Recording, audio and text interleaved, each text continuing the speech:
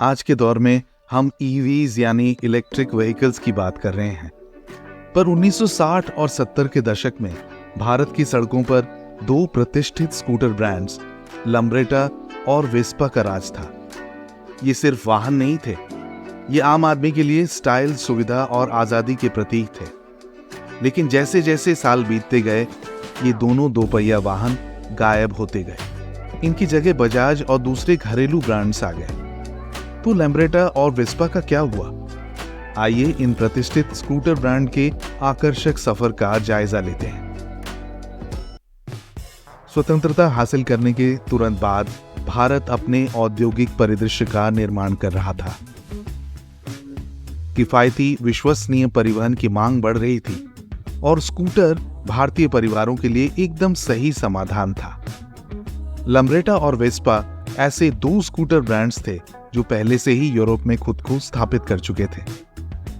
Lambretta का जन्म 1947 में इटली में हुआ था, जिसे मिलान स्थित इंजीनियरिंग कंपनी इनोसेंटी द्वारा विकसित किया गया था। इसके ठीक एक साल पहले ही इटली में ही पियाजियो, जो द्वितीय विश्व युद्ध के दौरान विमान बनाने के लिए जानी जाती थी, ने वेस्पा का निर्माण किया। दोनों ही कंपनियों ने युद्ध के बाद इटली की अर्थव्यवस्था के चरमराने के बाद तेजी से बढ़ते स्कूटर बाजार में मौका देखकर चौका मार दिया। ये दोनों ब्रांड्स 1950 के दशक के अंत और 60 के दशक की शुरुआत में आयात के माध्यम से भारतीय बाजार में आए थे। लेकिन जल्द ही वे स्टेटस सिंबल बन गए। अपने आकर्षक डिजाइन और व्यावहारिकता के कारण बेहद लोकप्रिय हो गए। भारतीय बाजार की क्षमता को पहचानते हुए लम्ब्रेटा और वेस्पा दोनों ने स्थानीय स्तर पर विनिर्माण करने के रणनीतिक कदम उठाए। वेस्पा ने बजाज ऑटो कंपनी के साथ मिलकर 1960 में भारत में वेस्पा स्कूटर बनाने का लाइसेंस दिया। दूसरी ओर लम्ब्रेटा ने 1972 में सार्वजनिक क्षेत्र की कंपनी स्कूटर्स इंडिया लिमिटेड के साथ मिलकर लम्ब्रेटा ब्रांड के तहत घरेलू स्तर पर स्कूटर का उत्पादन किया। लम्ब्रेटा LI 150 जैसे मॉडल अपनी मजबूती, विशाल डिजाइन और भरोसेमंद इंजन के कारण बेहद लोकप्रिय हुए, जिसने भारतीय उपभोक्ताओं का दिल जीत लिया। करीब 2 दशकों तक इन स्कूटरों ने भारतीय सड़कों पर अपना दबदबा बनाए रखा। चाहे काम पर जाने वाला कोई युवा जोड़ा हो या खरीदारी करने बाजार जाने वाले 4 लोगों का परिवार, लम्ब्रेटा और वेस्पा गतिशीलता की जीवन रेखा थे। लेकिन प्रतिस्पर्धा बढ़ रही थी।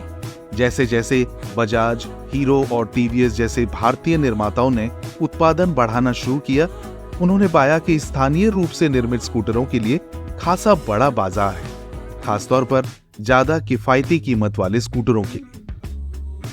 जबकि बजाज ने लाइसेंस के तहत वेस्पा का उत्पादन जारी रखा, उन्होंने अंततः बजाज सुपर और बाद में बजाज चेतक जैसे अपने स्वदेशी मॉडल विकसित किए, जो कम कीमत पर समान सुविधाएं प्रदान करते थे। ये एक महत्वपूर्ण मोड़ था।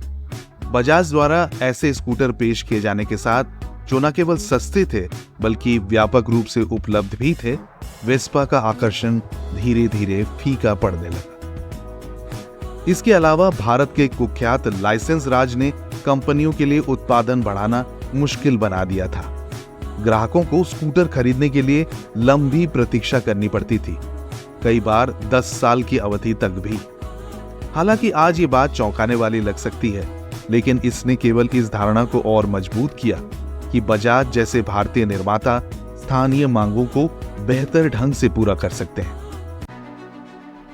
70 के दशक के अंत और 80 के दशक की शुरुआत में वेस्पा और लम्ब्रेटा दोनों को गंभीर चुनौतियों का सामना करना पड़ा। पियाजियो ने 70 के दशक की शुरुआत में बजाज के साथ अपनी साझेदारी वापस ले ली, जिससे बजाज को अपने दम पर कुछ नया करने के लिए मजबूर होना पड़ा। बजाज ने चेतक जैसे मॉडलों के साथ बाजार में अपनी पैठ मजबूत की और ये जल्द ही भारत में सबसे लोकप्रिय स्कूटर बन गया। लम्ब्रेटा को भी संघर्ष करना पड़ा। स्कूटर्स इंडिया लिमिटेड की बिक्री में गिरावट और उत्पादन दक्षता के साथ समस्याओं का सामना करना पड़ा। बजाज हीरो और टीवीएस जैसी कंपनियों के सस्ते और अधिक आधुनिक स्कूटरों के बाढ़ के कारण लम्ब्रेटा उनसे आगे नहीं बढ़ सकी। 1997 में स्कूटर्स इंडिया ने आधिकारिक तौर पर लम्ब्रेटा स्कूटरों का उत्पादन बंद कर दिया। वेस्पा और लम्ब्रेटा के इतिहास में लुप्त होने के साथ बजाज भारतीय सड़कों का राजा बन गया। बजाज चेतक ने अपनी दमदार डिजाइन, ईंधन क्षमता और किफायती होने के कारण भारतीय कल्पना को आकर्षित किया। ये दशकों तक भारतीय मोबिलिटी का चेहरा बना रहा। 1990 के दशक तक बजाज ने खुद को एक घरेलू नाम के रूप में स्थापित कर लिया था। स्थानीय बाजार को समझने और उपभोक्ताओं की जरूरतों के अनुसार जल्दी से खुद को ढालने की बजाज की क्षमता ने इसे एक बार के प्रतिष्ठित लम्ब्रेटा और वेस्पा ब्रांड्स की जगह लेने का साहस दिया। भले ही लम्ब्रेटा और वेस्पा कुछ समय के लिए सड़कों से गायब हो गए हों, लेकिन उनकी विरासत अभी भी बनी हुई है। आज विंटेज लम्ब्रेटा और वेस्पा संग्राहकों यानी कलेक्टर्स के पसंदीदा आइटम है। इन स्कूटरों का रेट्रो आकर्षण भारत और दुनिया भर के उत्साही लोगों को प्रेरित करता है। दिलचस्प बात यह है कि वेस्पा ने 2012 में भारत में वापसी की, जब पियाजियो ने अपने स्कूटरों को फिर से पेश किया, लेकिन इस बार प्रीमियम लाइफस्टाइल उत्पादों के रूप।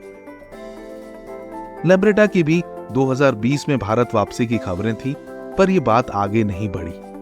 हालांकि लम्ब्रेटा अब भारत में स्कूटर नहीं बनाती है, फिर भी इसके ब्रांड की पुरानी यादें अब भी ताजा है। भारत में लम्ब्रेटा और वेस्पा का उत्थान और पतन इस बात का प्रमाण है कि बाजार कितनी जल्दी बदल सकते हैं। वे अग्रणी थे जिन्होंने एक पीढ़ी को परिभाषित किया, लेकिन जैसे जैसे प्रतिस्पर्धा बढ़ी और उपभोक्ताओं की जरूरतें विकसित हुई, वैसे वैसे दोपहिया वाहनों का परिदृश्य भी विकसित हुआ। फिर भी कई लोगों के लिए लम्ब्रेटा और वेस्पा हमेशा भारत में स्वतंत्रता, शैली और स्कूटरिंग के स्वर्ण युग का प्रतीक रहेंगे। इन प्रतिष्ठित स्कूटरों की आपके जहन में क्या यादें हैं? हमें कमेंट्स में जरूर बताएं। और भारत के ऑटोमोटिव इतिहास की और कहानियों के लिए लाइक, शेयर और सब्सक्राइब करना ना भूलें।